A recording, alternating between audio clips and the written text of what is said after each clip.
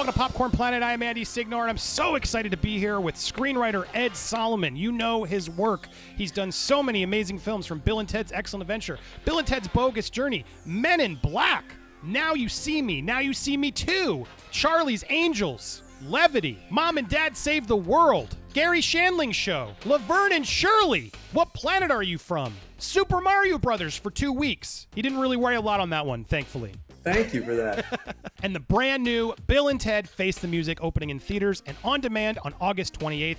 Ed, I'm so excited to see you here, but more importantly, I just wanted to say how much I enjoyed the film. I watched it with my 2 children. We had a blast watching this. They were fans of the first 2. I'm a classic fan of the original, and I just wanted to thank you for closing it out strong. We loved it a lot. Ed, thank you so much. Oh, hey, thanks. Well, first of all, thanks for watching the movie. And did the little ones, had they seen the first couple? I'm guessing they hadn't, right? They did. We saw. Oh, of course. I've shown them both Bogus Journey and Excellent Adventure, and so they were fans. But how was this journey for you? Were you aiming this for kids, for families, for adults? Who was your audience when you were figuring this one out? Well, our audience was a series of concentric circles that started, honestly, this will sound weird, started with me and Chris and Alex and Keanu. Can we make a movie that the 4 of us are really proud of? And then the next one for me was the fans. We wouldn't have gotten to make this movie without the fans. And we decided early on, man,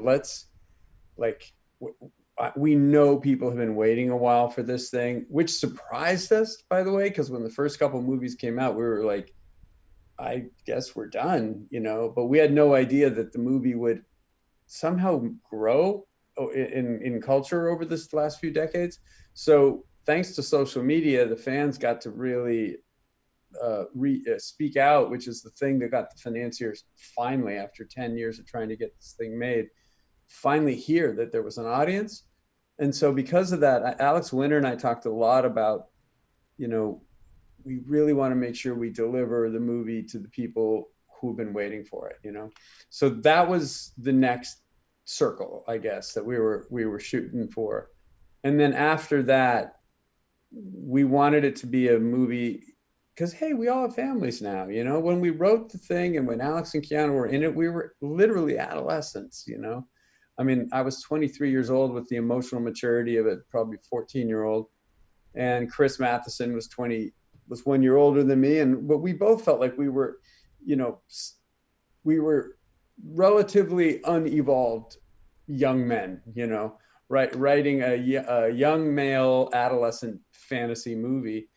But now we're adults and we have kids and we've lived through life and we've suffered tremendous loss and we've suffered tremendous success and we've had the ups and downs and heartaches and heartbreaks. And we thought, time to make a movie that, my kids would enjoy, and I'm glad your kids did. So yeah, we did actually. Now that I think about it, I hadn't really thought of it that way. We wanted it to be for everybody. We wanted it to be the kind of movie that you can watch with your family and not have to worry about anything. Well, in the movie, Bill and Ted have to face the music. They have to write the song that will save the world. I want to ask you, what is the hardest part in screenwriting? I always think, it's the idea is the easiest part. You have a good idea, but then you got to really figure out how to write that plot. And on top of that, sometimes you really do have to face the music by hitting those deadlines. I'm curious if you could talk as a screenwriter to other creative people out there. What's your advice there? What's the hardest deadline you had to make, and how do you deal with that pressure?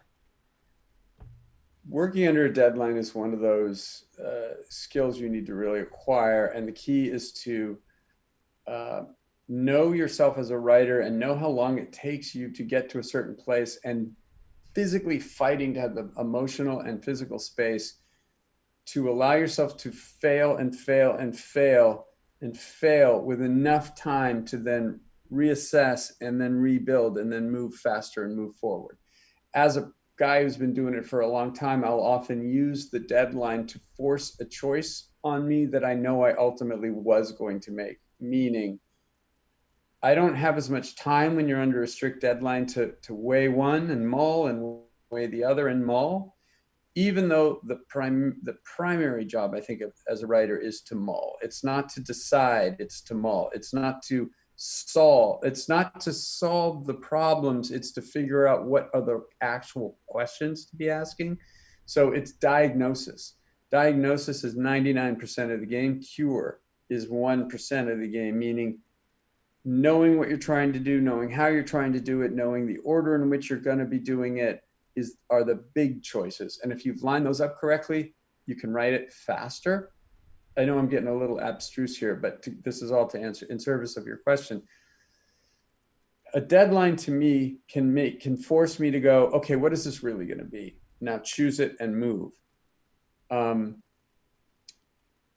What was the first part of your question? You were talking about, what's the hardest deadline you had to make when you had to face the music of we have to solve this problem? Now you see me, the first one, where I entered 6 weeks before production. They were changing locations, and I had to reorganize and restructure the entire film, beginning to end, in a significant way before they started shooting. I would say it's that one. Like you mentioned Super Mario Brothers, I worked for 2 weeks on that, and then another week I hardly had anything to do with that one. I wish I remembered the other part of your question, because there was a really good thing in there, but I can't remember it now. So the facing the music. Well, you faced the music in this. The challenge to get this out there, I think successfully, had to be full of pressure, because it's time, right? The fans expect it. So thank you. For me, a fan, I had a blast with this film. It's adorable. I loved sharing it with my family. It was so nice to see them. It looks like you guys had so much fun together. Keanu, everybody, Alex, thank you for bringing this to us. I implore everybody, go check out the film. It opens on demand and in theaters August 28th. I'm so glad. Go check it in theaters if you can. I'm sure it's going to be so much fun with the crowd. Ed, wonderful talking to you with you. I hope we get to do it again. Andy, anytime you want me back, I'd be thrilled to be here. And I really appreciate, I really appreciate everything you were saying, asking, and thank you for watching the movie. Really appreciate it. Guys, there was so much more that I actually split up my interview with Ed into 2 videos. That's right. The second video is going to delve into a bunch of deep theories and facts that I wanted Ed to confirm or deny. Can you share? You've done your research. I'm grateful. That's cool. Thank you. And then it got even cooler when Ed did this. You know what? In preparation for talking to you, I actually got together. I have this box of like crazy notes. I'll pull some stuff out from it. It's like all the original stuff. So here's a draft from before our first draft. It's called. So don't miss out. Part 2 will be loading soon, or maybe it's already up. Click on over here either way, and be sure to subscribe in the meanwhile. Thank you so much for watching, and don't forget, Bill and Ted drops in theaters this Friday as well as on demand. Be excellent to each other, everybody.